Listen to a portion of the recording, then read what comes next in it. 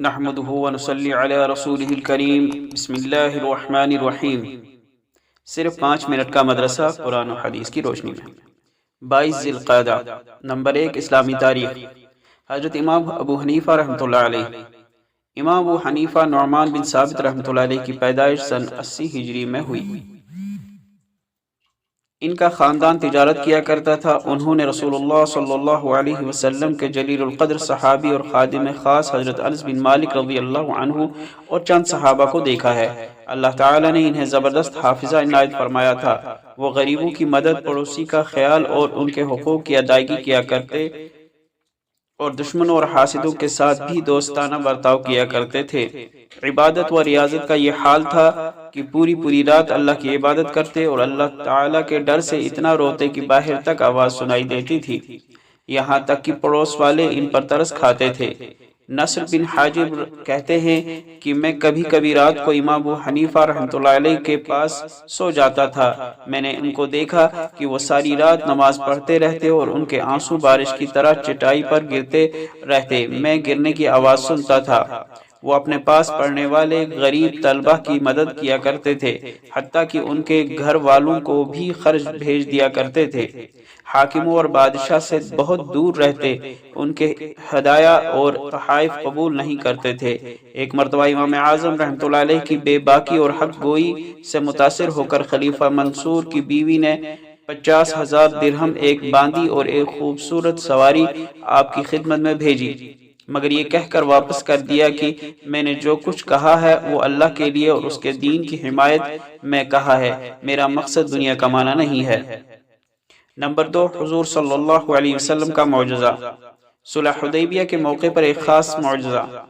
حضرت براء بن عازب رضی اللہ عنہ فرماتے ہیں کہ صلح حدیبیہ کے دن ہم لوگوں کی تعداد 1400 تھی۔ وہاں ایک کنواں تھا، ہم نے اس کا سارا پانی نکال لیا، حتیٰ کہ ایک قطرہ بھی نہیں چھوڑا۔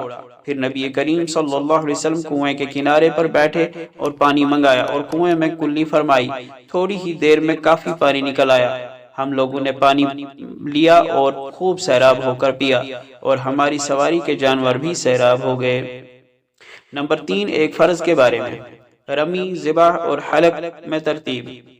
حضرت انس رضی اللہ عنہ سے مروی ہے کہ رسول اللہ صلی اللہ علیہ وسلم منا تشریف لائے، پھر جمرے کے پاس آ کر اس کی رمی کی، پھر منا میں اپنے ٹھہرنے کی جگہ آئے اور قربانی کی، پھر حجام سے کہا لو کاٹو، اور اپنے سر کی دائیں جانب اشارہ کیا، پھر بائیں جانب، پھر کٹے ہوئے بال لوگوں میں تقسیم فرمانے لگے۔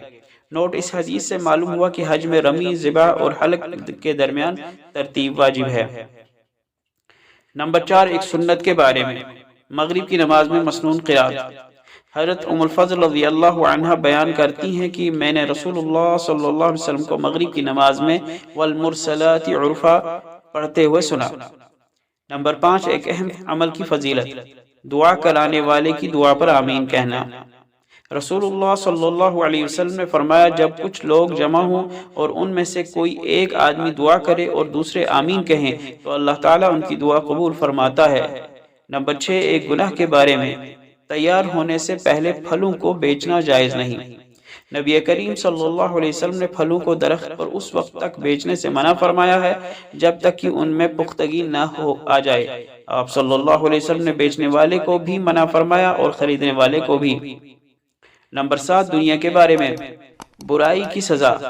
رسول اللہ صلی اللہ علیہ وسلم نے ارشاد فرمایا جو برا عمل کرے گا دنیا ہی میں اس کا بدلہ مل جائے گا۔ نمبر 8 آخرت کے بارے میں۔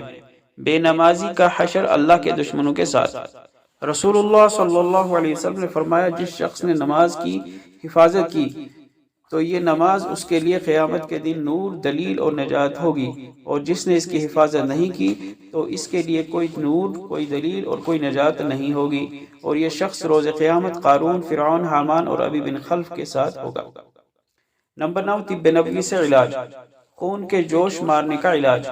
حضور اکرم صلی اللہ علیہ وسلم نے ارشاد فرمایا جب گرمی زیادہ ہو جائے تو پچنا یعنی کپنگ لگا کر مدد حاصل کرو، تم میں کسی کا خون جوش نہ مارنے لگے جس سے وہ ہلاک ہو جائے۔ نمبر 10 نبی صلی اللہ علیہ وسلم کی نصیحت، ہر کام شروع کرنے سے پہلے غور و فکر کر لو۔ رسول اللہ صلی اللہ علیہ وسلم نے فرمایا، جب تم کسی کام کا ارادہ کرو اور اس کام کے بارے میں تم شک میں مبتلا ہو یا وہ کام تم کو مشکل معلوم ہو رہا ہو تو خوب غور و فکر کر لو یہاں تک کہ اللہ تعالیٰ اس کا صحیح انجام دکھلا دے۔ اللہ تعالیٰ عمل کرنے کی توفیق عطا فرمائے۔ وآخر دعوانا ان الحمد للہ رب العالمین۔